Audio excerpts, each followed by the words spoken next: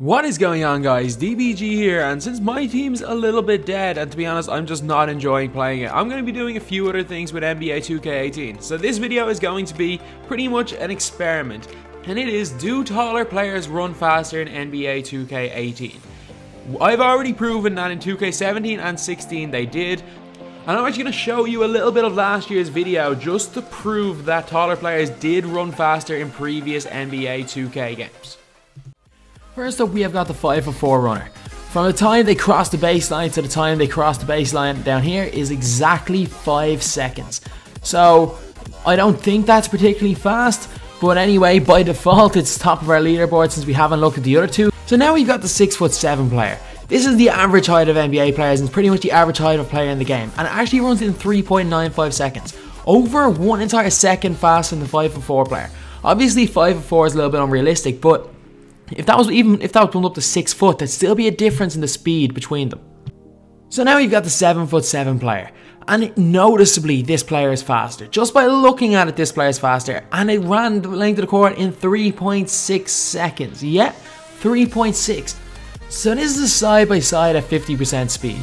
Obviously over the first couple of yards, the little guy can keep with the bigs, but it's not even close. Like, by the time the little guy hits the 3-point line, 7'7" player has finished.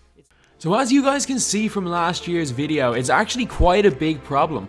It was a massive problem, and it was the reason why using players that were taller point guards, or also using small forwards, shooting guards, taller players at point guard was actually beneficial, because players like Nate Archibald were really slow in games. So there's a lot of things like that that were big problems. That's why Giannis was so overpowered at point guard. But this year, surely it's something that 2K probably should fix, so I'm going to actually test to see if they did. So how this test is going to work is I'm going to use players of 4 different heights: 5'4", 6'3", 7 foot, and 7'7", and seeing are they actually faster? Is one faster than the other at a different speeds?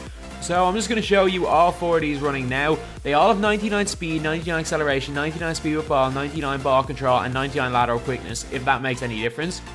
But yeah, this is the 4 of them running.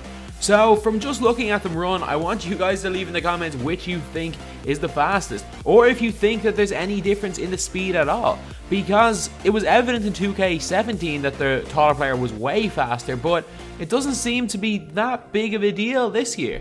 And now I'm going to show you the 4 of them running the length of the floor side by side. So it's very, very tight to start it off, unlike last year, and at the halfway point, it's pretty much a tie. While there's some players slightly ahead of the other players, that's probably more due to me mistiming the start of this frame by frame, but it seems to be almost pretty much a dead heat. And that stays the same way all the way through. So unlike last year's test where there was an entire second difference between 7'7" and 5'4", there is minuscule difference, if any. The reason why the 7'7" player probably ran a bit faster was probably due to my errors. So this seems like without the ball anyway, the 7'7" player and the 5'4" player run equally as fast if their speed ratings are the same. And now we are on to speed with the ball to see which one is actually fastest with the ball in their hands.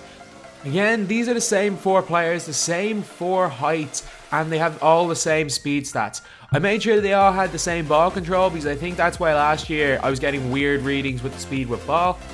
But anyway, now we're going to go straight after we watch the 7'7" guy. We're going to go to another split screen to see who the fastest is. So again, this one is extremely tight, and the halfway point is pretty much a tie. The only reason why the 7'7" player is a little bit faster is probably again due to my error starting them at slightly different times. But even if there is a difference, it is extremely, extremely minuscule. And then they all pretty much finish out at the same time. Maybe the 5'4" one's a little bit slower, but the difference is so little that I don't think it'll affect the game at all. Last year this was actually a big problem because it meant the players like Giannis were extremely overpowered at point guard. While he still is overpowered at point guard, the fact that it seems as though taller players don't actually run faster this year, and last year I pretty much proved that there was a massive difference with a taller player and a smaller player. It actually is quite good. It's something that 2K have fixed, and now the speed rating is an accurate showing of how fast a player is. You don't have to take into account the height of the player. If a player is small, you don't think, okay, maybe I'll subtract 5 or 10 from his speed. The speed looks like it's going to be an accurate reading of what a player's speed actually is, unlike last year where height was a massive factor. So anyway, that's the video. This is just me trying to either prove that it's still something wrong with the game, but actually I pretty much disproved it. I'm pleasantly surprised that this is something that 2K seems to have fixed. So anyway, that's the video. Thanks for watching. Please like, comment, and subscribe.